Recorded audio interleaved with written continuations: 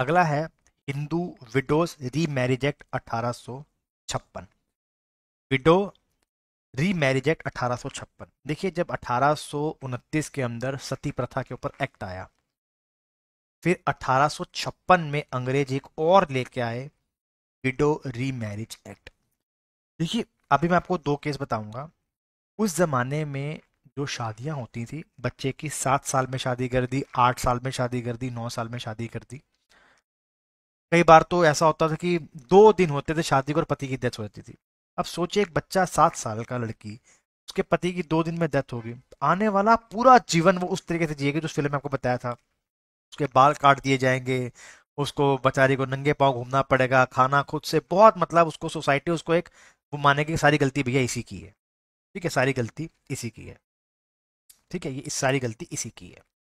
उस जमाने में भी दोबारा से एक एक्ट आया, हिंदू विडो रीमैरिज एक्ट। ठीक है जी। अब इसको लॉर्ड डलहौजी ने ड्राफ्ट किया था, लेकिन लॉर्ड कैनिंग ने इसको पास करवा दिया था। ठीक है, लॉर्ड कैनिंग इसको पास करवा दिया था। ठीक है जी। इसके अंदर भी जो सबसे इंपॉर्टेंट पर्सनैलिटी आई, वो थी ईश्वर चंद विद्यासागर। ईश्वर चंद विद्यासागर एक प्रोफेसर थे बंगाल यूनिवर्सिटी के अंदर। उन्होंने ये देखा कि ये प्रथा कितनी खराब है, कि एक्चुअली होता क्या था कि अगर शादी कर ली जाएगी किसी विडो के साथ, मान लो किसी ने कर ली, तो उसको नाजायज ठहराया जाता था, और जो उसकी औलाद होगी वो भी इलेजिटिमेट चाइल्ड नहीं होगा। मतलब उनको प्रॉपर्टी में इनहेरिटेंस मिलेगा, सरकार कोई मदद नहीं करेगी उस जमाने के अंदर।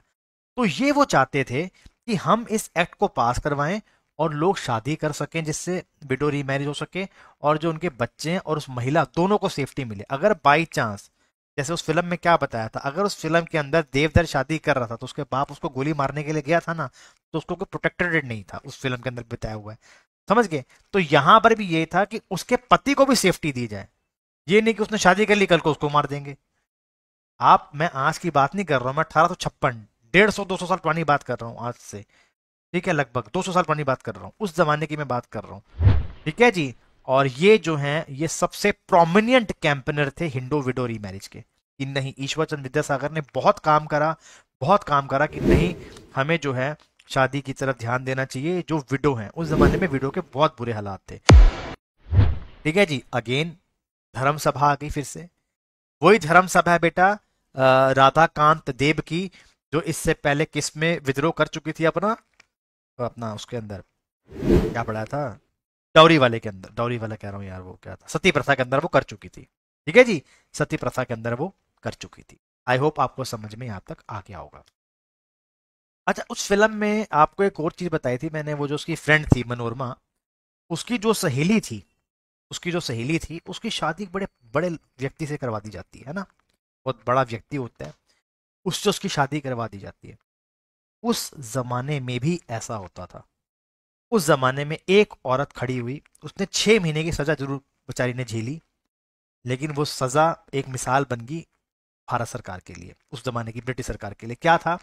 ये है age of consent act 1891। Chronology को ध्यान से समझिएगा। 1828 में ब्रह्मो समाज, 29 में सती के ऊपर आया, 56 के अंदर रिटो वीरो में एक्ट आया। ठीक है बेटे। और उसके बाद age of consent and 1891। Consent का मतलब क्या होता है, कि कोई फीमेल हाँ करने के लिए तैयार है कि मैं फिजिकल रिलेशन बनाने के लिए तैयार हूं अपने हस्बैंड के साथ। समझ गए बात का मतलब? हर देश में ही अलग अलग परिभाषाएं हैं। उस जमाने में भारत में ऐसा होता था कि अगर कोई महिला 10 साल की है, 10 साल की है, और उसकी शादी कर दी गई है, तो जो उसका पति कहेगा वही उसको करना पड़ेगा। Age of consent act 1891। ध्यान से पढ़ना है इसको आपने, क्या है। एक महिला हुई, इनका नाम था रुकमा भाई। रुकमा भाई की ना शादी हो गई महज 10 साल की उम्र के अंदर। अब इसका पति जो था वो एज में बड़ा था। अब रुकमा भाई ने मना कर दिया। उसका पति कोर्ट चला गया, बॉम्बे हाई कोर्ट चला गया, और कहा कि मेरी तो शादी हुई हुई है। तो कोर्ट ने बोला हाँ बिल्कुल ठीक बात है, शादी तो हुई हुई है आपकी, तो बिल्कुल आपका पति जो कह रहा है वो ठीक कह रहा है। ठीक है जी। मतलब वो पति गलत कह रहा है, आप अपने घर जाओ। उसका पति फिर से कोर्ट में जाता है, दोबारा सेकंड टाइम कोर्ट में जाता है, और बोलता है कि नहीं, ये तो गलत बात है। तो कोर्ट ये कहता है हम आपको दो चॉइस देते हैं, एक या तो अपने पति की बात मान लो, दूसरा ये कि आप 6 महीने की सजा झेल लो। 1884 से 1888 इन 4 सालों तक इस लड़की का केस चलता है। ये एक लैंडमार्क केस है भारत के अंदर कंसेंट ऑफ एज को लेकर, जो मैं आपको बताऊंगा आज भी कैसे काम करता है। तो ये एक्ट था 1891 का। आप समझ रहे हो ना इस एक्ट में क्या हो रहा है कि कंसेंट है। अब ये क्या होता है इसके अंदर, एक उस समय बाल गंगाधर तिलक थे, जैसे उस टाइम पे जो धर्म सभा थी। अब बाल गंगाधर तिलक ये कहते हैं कि अगर ये ऐसा करेगी तो सारे ऐसा करेंगे। हम नहीं मानते हैं इस चीज को, हम इसको नहीं कहेंगे और हम इसको वायलेंटली बताएंगे आपको कि आप गलत कर रहे हो। ठीक है जी। तो उस समय जो बाल गंगाधर तिलक थे उनकी एक वो आती थी केसरी नाम से, एक न्यूज़पेपर आता था, उनमें उसने बहुत चीजें लिखी इनके बारे में, ये सोसाइटी के अगेंस्ट जा रही है। लेकिन इनके जो पापा थे वो डॉक्टर थे, इनके जो स्टेप फादर थे वो डॉक्टर थे, रुकमा भाई, उन्होंने बोला कि नहीं तू बेटा ठीक कर रही है, ठीक है जी, तू बिल्कुल ठीक कर रही है। तो इस केस में क्या हुआ था, जो एज है वो 10 साल से करके 12 साल कर दी जाती है। जो एज होती है उसको 10 साल से 12 साल कर दिया जाता है। एक तो ये केस था इसके आगे। तो जब ये जेल जाती है, जब ये जेल जाती है 6 महीने के लिए, तो ये ना क्वीन एलिजाबेथ को लेटर्स लिखती है कि देखिए कितनी ये वो केस इतना खराब है, हमारे यहाँ पे इतने बुरे हालात हैं। और फिर जो है एलिजाबेथ ऑर्डर देती है भारत ब्रिटिश सरकार को। एक और केस था, इसका नाम था फूल मनी दासी। ये फूल मनी जो दासी है ये 10 साल की लड़की थी, इसका 35 साल का पति था, और वो उसको जो है बेचारी का रेप करता है और उस बेचारी की डेथ हो जाती है। तो ये दो केसेस हैं। एक तो केस आपको मैंने बताया बेटा ये वाला रुकमा भाई का, और दूसरा मैंने आपको बताया फूलमनी दासी का। तो इससे क्या होता है, जो सरकार होती है वो एक एक्ट लेके आती है और वो ये कहती है कि जो एज होगी उसको 10 साल से करके 12 साल कर दिया जाएगा। ठीक है जी। और 375 नाम की धारा जोड़ दी गई यहाँ पर हमारे उसके अंदर, संविधान के अंदर, उस जमाने के ब्रिटिश के अंदर, की सजा दी जाएगी रेप केस में आप जाओगे अंदर, अगर जाओगे तो। अब आपको समझ में आ गया कि अब एज बढ़ चुकी है, 10 से कितने साल हो चुकी है, 12 साल हो चुकी है। जो एज है वो 10 साल से 12 साल हो चुकी है। लेकिन आज तो भारत में एज 18 साल है, जिसको सरकार 21 साल करना चाहती है ना। आपको शायद पता नहीं होगा, भारत सरकार लड़कियों की एज को 21 और लड़कों की एज को 24 करना चाहती है। या लड़कों के नाम भी चेंज करेगी, लेकिन लड़कियों की वो 21 करना चाहते हैं। लेकिन अभी फिलहाल भारत के अंदर जो लड़कियों की एज है वो 18 साल है। 18 साल के अंदर अगर कोई लड़की शादी कर लेती है किसी लड़के के साथ, लड़का 21 का होना चाहिए, तो वो एक वैलिड शादी मानी जाती है। ठीक है जी, वो वैलिड शादी मानी जाती है। तो 1891 में एक्ट आ गया। उसके बाद क्या होता है, भारत के अंदर एक एक्ट दोबारा से लाया जाता है। आप सोच के देखो, एक 12 साल के बच्चे को क्या पता है कि मेरे लिए क्या सही और मेरे लिए क्या गलत है। चाइल्ड मैरिज रिस्ट्रेन एक्ट 1929 पहला बिल आया 1891 के अंदर। 1891 और 9 डालूंगा तो 90 19 लगभग 38 40 सालों के बाद एक नया लॉ आया, चाइल्ड मैरिज रिस्ट्रेन एक्ट 1920। इसके अंदर जो वहां के जो लोग थे उन्होंने बोला कि साहब इस एज को बढ़ाना चाहिए, ये एज बहुत कम है, 12 साल का बच्चा क्या समझदार होता है। उस समय एक वहां पे जज होते थे हमारे, उनका नाम था हरिब हरिबिलास शारदा। क्या नाम है, हरिबिलास शारदा। और इसी के नाम पे पड़ा आगे जाके शारदा एक्ट। क्या पड़ा, शारदा एक्ट। शारदा एक्ट जो आज भी भारत में लागू है। ठीक है जी।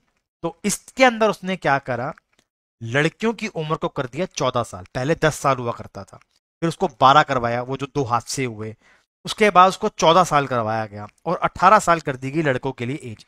उस समय जो जज थे उस जगह के, उस जज का नाम था हरिबिलास शारदा, तो इसको बोला था शारदा एक्ट। फिर जब भारत सरकार दोबारा से, जब भारत सरकार बनी, आजाद हुआ भारत, तो लड़कियों की एज को बढ़ा के कर दिया गया, कितना कर दिया गया बेटा, आपका 15 साल कर दिया गया। फिर 1978 के अंदर इसको कर दिया गया 18 साल। तो 1978 से लेके 1978 से लेके अब तक जो भारत के अंदर जो एज है वो लड़कियों की 18 साल है। भारत सरकार इसको 21 करना चाहती है। अब आपको पता होगा पूरी दुनिया के अंदर एक प्रथा बहुत फेमस थी, दास प्रथा। जैसे आपको पता है ना, दासी बना लेते हैं, दास बना लेते हैं, भारत में भी प्रथा थी। इवन अब ये है भारत के अंदर आपका इंडियन स्लेवरी एक्ट 1843। लगातार एक्ट पे एक्ट आ रहे थे। ये था इंडियन स्लेवरी एक्ट। उसमें क्या होता था, मान लो कोई जमींदार है, जमींदार के पापा ने कोई लोन ले लिया 100-200 रुपए का उस जमाने के अंदर। वो बेचारा लोन नहीं चुका पाया, उसने बोला ठीक है कोई बात नहीं, ये तू अपना बच्चा मुझे दे दे, जो तेरा बच्चा है वो मुझे दे दे। सिर्फ उसको इतना खाना दिया जाता था, इतना खाना देते थे कि वो सिर्फ जी सके। उसको इन ह्यूमन कंडीशन में रखते थे। कई जगहों पे उसके हाथ पे लिखवा देते थे, जैसे हम गाय के ऊपर लिखवाते हैं ना, वो छाप देते हैं ए कि मेरी गाय है, बी इस तरीके से गाय का नंबर होता है कि गाय किसकी है ये वाली। उस तरीके से इंसानों के हाथों पे लिखवाया जाता था ये किसका बंदा है। अब उस जमाने की अगर मैं आपको बताऊं, उस जमाने की बात जो है, तो ये था इंडियन स्लेवरी एक्ट। इसके अंदर क्या करा गया, जो दास प्रथा थी, जो भारत के अंदर इसके लिए लॉ लाए गए। इवन अंग्रेज ही नहीं, पुर्तगाली, अंग्रेज, पुर्तगाली, फ्रांस के लोग, सब लोग जो हैं इसको लेकर आए, इस एक्ट को लेकर आए। और इसके अंदर ये बताया गया कि ये दास प्रथा को हम लोग खत्म कर रहे हैं। लेकिन इन रियलिटी दास प्रथा खत्म नहीं हुई, नहीं हुई खत्म। ठीक है जी। उसके बाद आते हैं बेटा, ये है फीमेल इन्फेंटिसाइड प्रिवेंशन एक्ट 1870। ये भी एक बहुत ही कॉम्प्लिकेटेड टॉपिक था। उस जमाने के अंदर अगर लड़की पैदा होती थी तो उसको मार दिया जाता। अब उस जमाने में टेस्ट करने के कुछ तरीके तो थे नहीं कि लड़की होगी कि लड़का होगा, और ना लोगों को पता था कि लड़की या लड़का होना किसके हाथ में है। तो जैसे ही बच्ची पैदा होती थी, उसको उसकी माँ से छीनते थे और उसको दूध में चीनी डाल के, बच्चे को, चीनी कह रहा हूँ, शीशे कांच की बोतल को तोड़ के शीशा डाल के बच्चे को पिला देते थे। नहीं तो उस बच्ची को जिंदा ही दफना देते थे या जंगल में छोड़ा देते, बच्ची भूख प्यास से मर जाएगी। इसको लेके भी अंग्रेज बहुत ज़्यादा परेशान थे, बहुत ज़्यादा परेशान थे। और ये है फीमेल इन्वेंटिसाइड प्रिवेंशन एक्ट 1870। आपको पता है आज भी भारत के अंदर 24-25 के अंदर भी, इतने सालों के बाद भी आज भी महिलाओं को इसीलिए टोका जाता है कि वो लड़का पैदा नहीं कर सकती। ये बात तो सच है। ठीक है जी। तो लोगों की सोच ऐसी है। ठीक है जी। तो ये है फीमेल इन्फेंटिसाइड प्रिवेंशन एक्ट 1870। फिर एक और आता है कास्ट डिसेबिलिटी रिमूवल एक्ट 1850। इस एक्ट में क्या था, जो कास्ट को लेके करा जाता था, मतलब वो हुआ क्या था, उस जमाने के अंदर अगर किसी कोई जो धर्म चेंज कर लेता था तो लोग उसको अपनी प्रॉपर्टी से बाहर निकाल देते थे। ठीक है जी। तो ये था कास्ट डिसेबिलिटी रिमूवल एक्ट, मतलब जो कास्ट का जो डिस्क्रिमिनेशन हो रहा है अपर कास्ट और लोअर कास्ट के अंदर, उसको खत्म कर दिया जाए। ठीक है जी। और जो भी व्यक्ति अपने धर्म को चेंज कर भी रहा है, मान के चलिए कोई व्यक्ति अगर हिंदू धर्म से सिख धर्म में जा रहा है, या जैन में जा रहा है, बुद्धिस्ट में जा रहा है, तो उसको वो राइट्स मिलेंगे, मिलेंगे जो राइट्स उसको दूसरे धर्म में मिलने चाहिए थे। तो ये था आपका। ठीक है जी। तो it change the Hindu law of property. इसका मतलब ये था कि कोई व्यक्ति अगर कन्वर्ट होता है, उस टाइम पे, उस जमाने में ना ऐसा होता था कि अगर कोई व्यक्ति कन्वर्ट होता था ना, तो उसको घर से बाहर निकाल देते थे कि तू हमारा बेटा नहीं है, तो अब से तेरे को प्रॉपर्टी में कोई हिस्सा नहीं मिलेगा। इस तरीके से होता था। तो लॉ बना दिया गया कि ऐसा कुछ भी नहीं होगा, आपको इससे मिलेंगे, मिलेंगे। ठीक है जी। ये एक्ट थे जो मुझे आपको पढ़ाने थे। आई होप आपको समझ में आ